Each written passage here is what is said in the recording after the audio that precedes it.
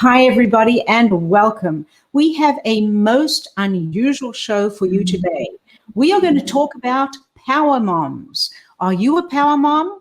Do you live with a power mom? Maybe you have a power mom. Well, if it's any of those, you're going to love this show. We are so honored to have an amazing guest with us. Her name is Joanne Lublin, and I bet you already know who she is. Has been at the Wall Street Journal as the management news editor, as a journalist for over 4 decades, and I have read a lot of the amazing writings that she has written. She also launched the executive career column in 1993 and has continued to write that until just last year in 2020 in May. What Joanne has done lately, this is her second book. The first one was called Earning It. She has written a book called Power Moms, and that's what we're going to talk about today. In that book, she features one of our amazing Exceptional Women awardees. Her name is Janelle Beeler, and she is the president of Adecco Canada. Adecco is a $12 billion global workforce solutions company. And as Janelle always says, she matches incredible talent with incredible companies. We are joined as well with Janelle Beeler's mentor, and that is Linda Larae.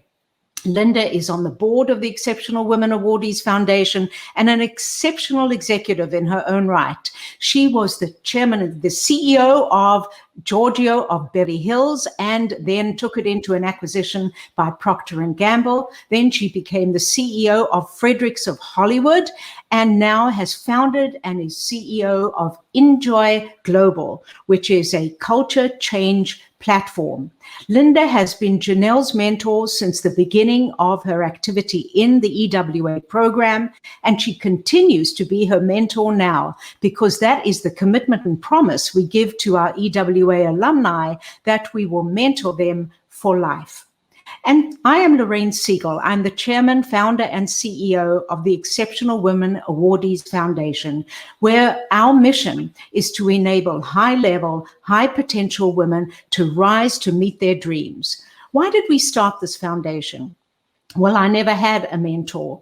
When I was in my early career as a lawyer and then an entrepreneur and as a CEO of a number of companies, and even as a board director, I never had a coach. And I always wanted one. And so now we have that opportunity through the EWA Foundation, where we make successful women even more successful. And what we do is make sure that each woman has their own executive coach who will follow her through the program and for the rest of her life. We want to make sure that women who walk the road less traveled, as I had, will have a supportive group of women leaders to advise them and enable them for the rest of their lives. And so here today we have 2 amazing EWAs and an incredible guest. Welcome, everybody. Joanne, I'm going to go right to it. What led you to write this amazing book, Power Moms? Well, first, thank you so much for having me, Lorraine. Power Moms, as you may have already just pointed out, is actually my second book. And it grows out of that first book, which was called Earning It, Hard-Won Lessons from Trailblazing Women at the Top of the Business World. And for that book, I interviewed 52 women, most of whom were experienced public company CEOs. And as I thought about what might make a good second book, I thought about the fact that most of those 52 women were not only mothers, but among those who had run public companies or were running public companies, the percentage was even higher than the more than 80% for the group as a whole.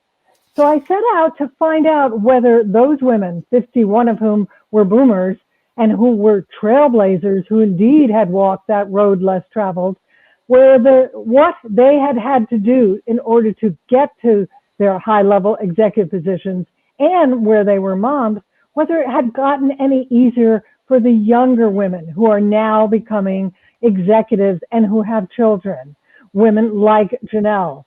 And so I looked at that younger group, women who were in their early 30s to early 40s, Gen Xers and millennials, and compared them to the boomers. In addition, I interviewed 25 adult daughters of those boomer moms to find out what was it like growing up with mom being in a very powerful executive role. You know, Joanne, what I love so much about what you've written and also who you are a power mom. I mean, you did your undergraduate degree at Northwestern with honors. You did your master's in communication at Stanford. You held this amazing career for over 40 years at the Wall Street Journal. So you actually have lived what you also researched. How did that impact some of the opinions that you developed from the research you did?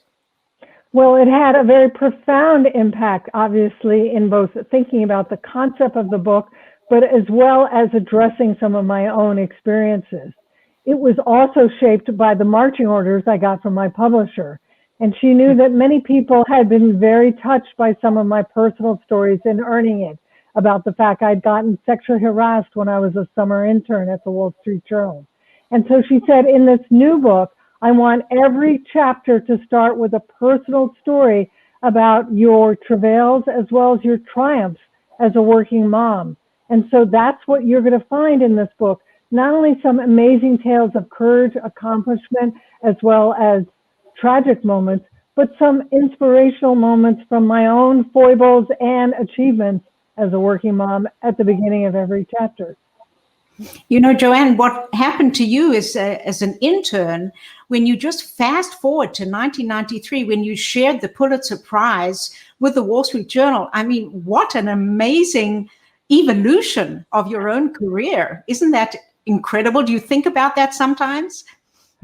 Yes, I do think about it, and I wonder how it was possible. And it was possible because I was standing on the shoulders of women who had blazed trails even before me, just as our daughters and our sisters and our nieces and our granddaughters will be doing the same for the generations that come after them.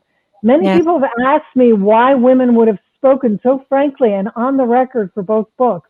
And I said it's because women understand the importance of not only mentoring the women that come after them, but paying it forward by doing so. Well, that takes me to Linda Larae, because Linda, you've achieved such significant success yourself. And I know that you're one of our favorite mentors for the women in EWA. Everybody wants Linda. Tell us what the impact was for you in mentoring Janelle through this amazing years of her career. It's been incredible. But I first want to thank you, Joanne. You just inspired me so much with your answers just now. And I actually feel exactly like what you're saying, standing on the shoulders. But here's what happens when you mentor. It is not only the give back that you want to make sure that you have, but it's also changing two people's lives at once. When you engage in a coaching, mentoring relationship, and in my case, particularly with Janelle, what happens is you change two people's lives. Your life gets changed, and the person who you're mentoring gets changed. And that is just one of the most rewarding feelings that you can ever imagine to happen. Janelle was the very first class of EWAs, and we have created such an amazing bond. She gets inspiration from many of my experiences, and I am able to coach her through things because I've had those experiences, but there's always a twist. So I learn from her, she learns from me, and we have this amazing relationship that goes forward. And that's what we do. The other thing that happens is at EWA, we're a little bit different than regular coaching or mentoring programs that you might find out there. We have access to a network of amazing women. And so really, I am not just a mentor, I'm a mentor liaison. And that means that I can find people who are expert at issues that many of my mentees might have, just as anyone else in a program would have. So it's really a very special relationship. I think, Linda, what you've said in the past is this is not a networking opportunity. Would you give us Correct. a few beats on that? Yes. When you look at things that make you successful, and for women, we have to be very clear about this. because we're watched a little bit differently. And that is, our attitudes are really important, but the relationships that we make are critical in the level of our success. It's not about networking, it's about the network.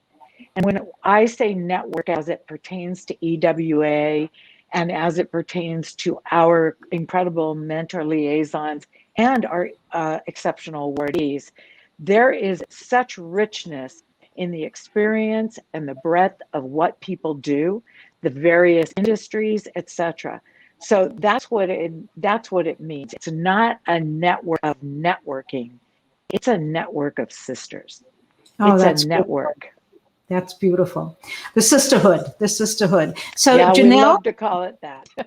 we do. Janelle, it's all about you now, because you are not only in the book as a power mom, you are an EWA. And I want to go back a little bit earlier in your career, because you were in a startup and then you completely pivoted into a different direction and joined a big company. Tell us why you did that. So Joanne points out very well in the book how the perception of being a working mom has really changed for this generation of power moms.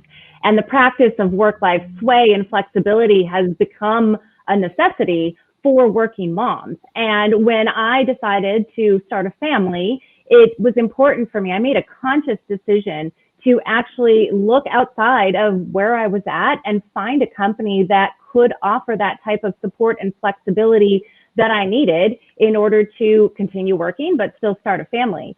And I wasn't looking for an easier role or less hours. I was actually very focused on still continuing to grow my career. So I was looking for that balance of support and flexibility while still being able to continue to grow and excel.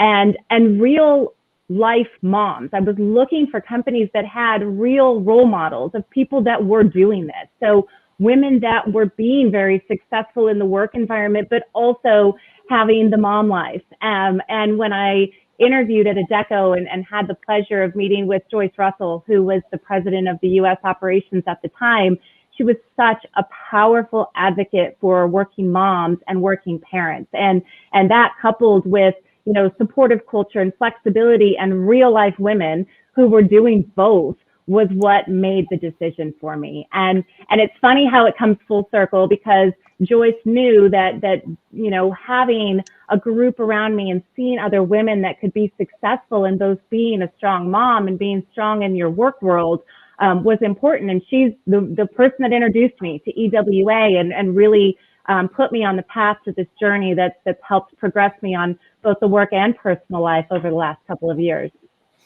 It's remarkable. Joyce is on our advisory board and was an early supporter of us. So we thank her every day for introducing us to you and to Adecco. So Janelle, one of the things that I know that we spoke about earlier, and also that Joanne had mentioned in her book, I'm going to throw this to Joanne for a minute, because maybe you'll address a rather sensitive issue, which Janelle has given us permission to talk about, and give us some of your thoughts on that. And then Janelle will bring it back to you to answer. Joanne. Well, the issue that Lorraine is alluding to is the fact that I was so impressed when Janelle described to me the fact that she experienced not one, but two miscarriages within a relatively short period of time, in which she found incredible support in the workplace for the tragic situation she found herself in, not only from her immediate supervisor, who was a woman who encouraged her to take as much time as she needed, but from her peers, her fellow vice presidents, who were both men and women alike, who weren't simply expressing their sympathy, but who were trying to do essentially her work for her. And not only was that impressive, but the fact she was willing to be so open about what was a very personal and very difficult set of circumstances was, to me, a great representation of how much things have changed in terms of working moms and would-be moms in the workplace. So true, so true. So Janelle, that was a very painful experience, but how was the support from your friends, colleagues, and others at Adecco?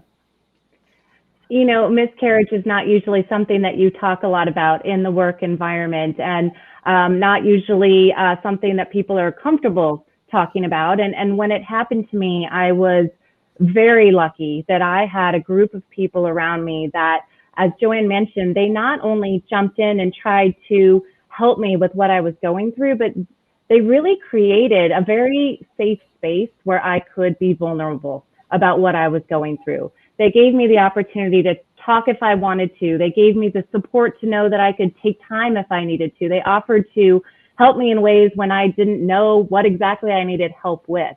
And, you know, going through that experience twice with the same group of colleagues, and as Joanne mentioned, men and women that were just so over the top supportive, it actually really opened my eyes to what we as leaders need to ensure that we're doing for our teams, right? Being able to offer people a safe space where they can be vulnerable, where people can come and have conversations and talk about things without judgment, is so important. I mean, it helped me get through that entire time. And it's something that now I have consciously taken back as a leader and try to make sure that I'm continuing to do for those around me, and really making sure that people feel that they can have conversations around anything that they're struggling with in the work environment. So Janelle, your career has been on a fast trajectory ever since you came into the program at EWA. And I know that a lot of that has got to do with your interaction with Linda, and Linda with yours. Can you pinpoint maybe just one or two things that you would say were significant in enabling you to rise so fast? I don't think you were even a VP when you joined EWA, and now look, you're president of Adecco Canada. Can you identify one or two things that made the difference?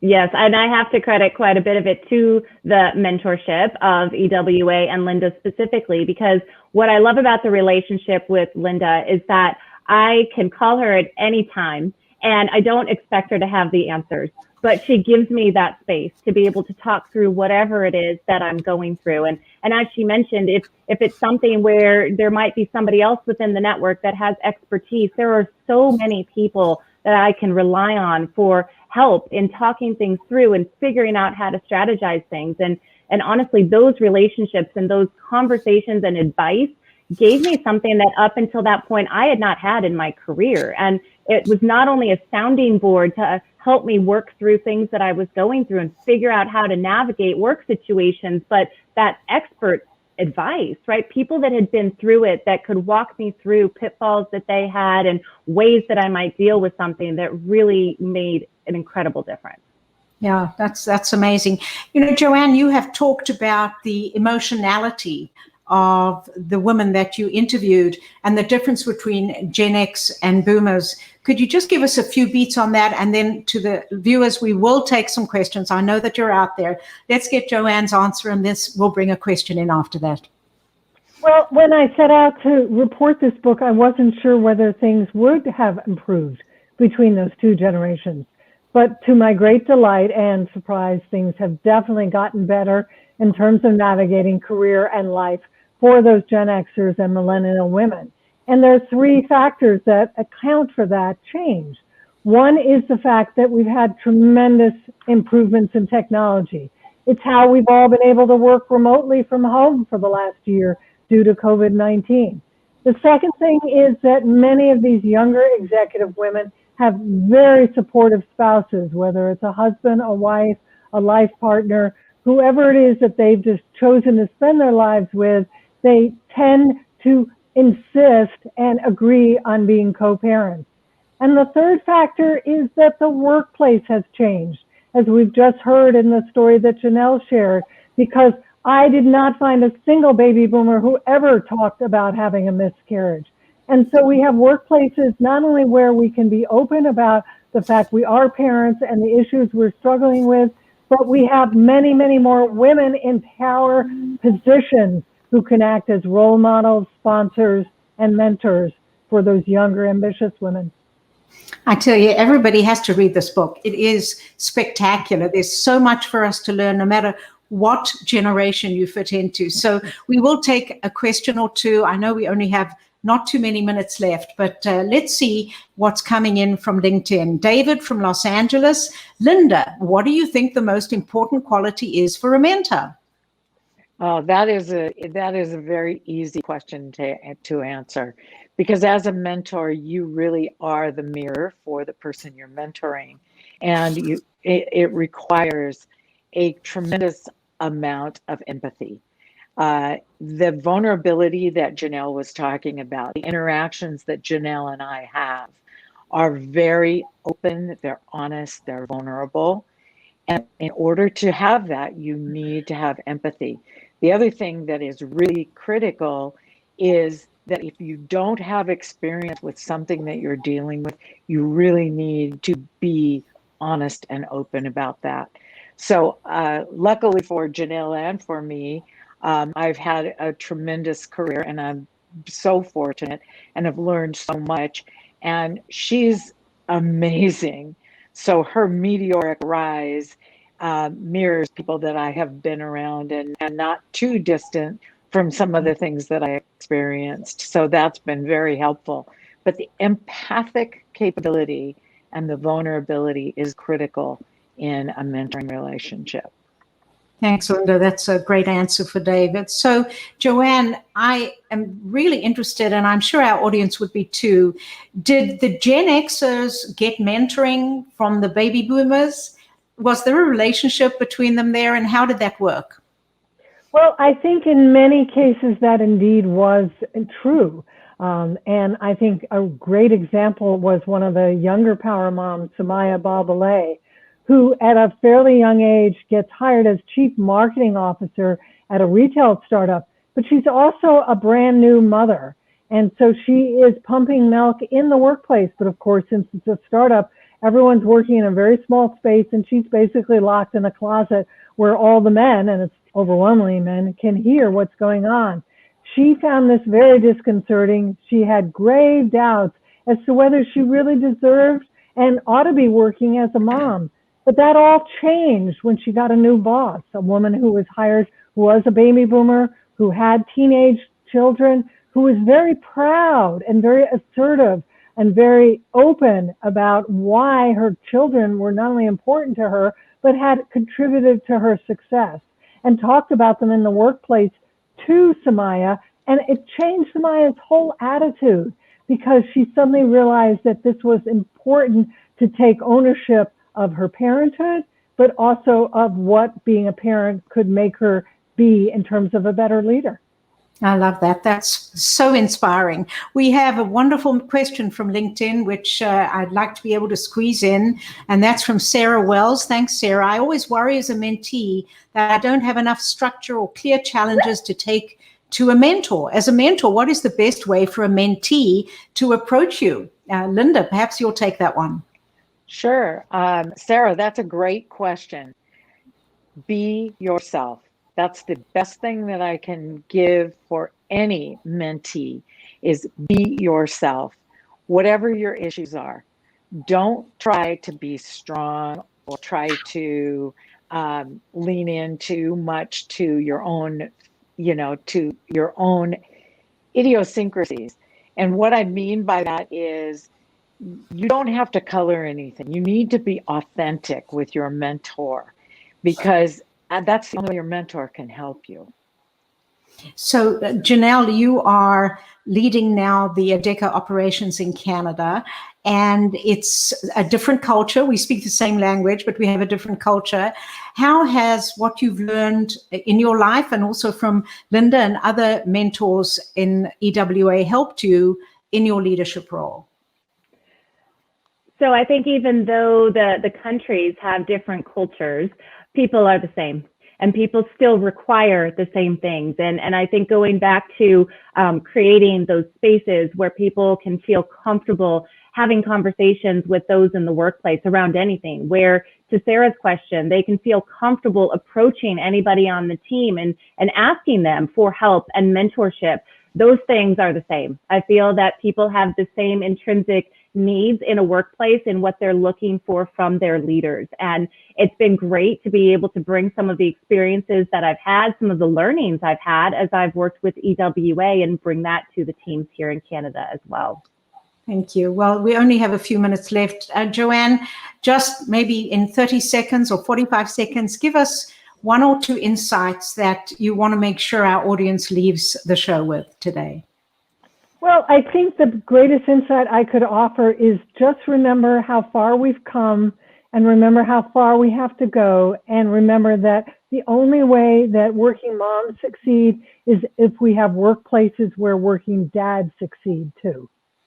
Oh, we have to dig into that a little bit, Joanne. Just continue on that a little bit. I can't let that go. Tell us what working dads succeeding in the workplace means. Well, it means that it becomes socially acceptable for fathers to take their full paid parental leave and not have to sort of make excuses or come back to work sooner, or not feel guilty when they're actually spending their parental leave being fathers. Because frankly, when dads get involved from the outset of a child's life, they become highly involved parents throughout that child's life. And what studies have shown is that the mom's career flourishes then too. Oh, that is brilliant. And what a wonderful way to get to the end of the program, which we could certainly continue for the next 2 or 3 hours. Joanne, you are spectacular. I want you all to make sure to get Joanne Lublin's book. It is amazing. Here it is. This is how you order it, Power Moms, and go to www.joannelublin.com, and she will send you, if you email her, and you'll get all that there, a special autograph plate, which you can put into the book that you have bought. And I tell you, you will not regret it. It is a remarkable piece of writing. I want to thank Joanne so much for being with us. I know how busy she is on her book promotion and also continuing to write for the Wall Street Journal. Thank you. I also want to thank Linda Larae for being my friend and collaborator at EWA, and also an amazing mentor liaison. And of course, Janelle Beeler, we're so proud of you and what you've achieved. Thank you so much. Well, we are going to have another amazing show with EWAs coming up April 12th. This is an unusual topic, and it's one everybody's involved in. We have Lucienne Papon. Lucienne is the Executive Vice President for Creative with ITV Studios America, and she was the producer of the Green Lantern movie, which I loved, and I'm sure you did too, and associate producer of The Edge of Darkness, another amazing movie before she took this role at ITV Studios.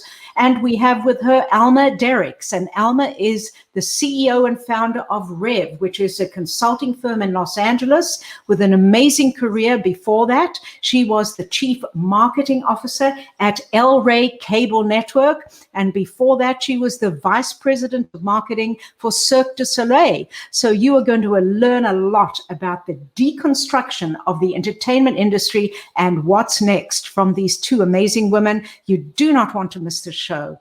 I am so pleased to have had you with us today. I am sorry to those that we could not put up your questions. Again, we will remind you, buy Joanne's book. It's fabulous. And I also want to leave you with a challenge today. And that is, are you a power mom? Do you live with a power mom? Or do you have a power mom? And if so, have you done something wonderful for yourself today? And if not, do it now. And please email me and let me know what you have to say about doing something good for yourself. Thank you so much for watching. We look forward to seeing you on April 12th. Bye, everybody.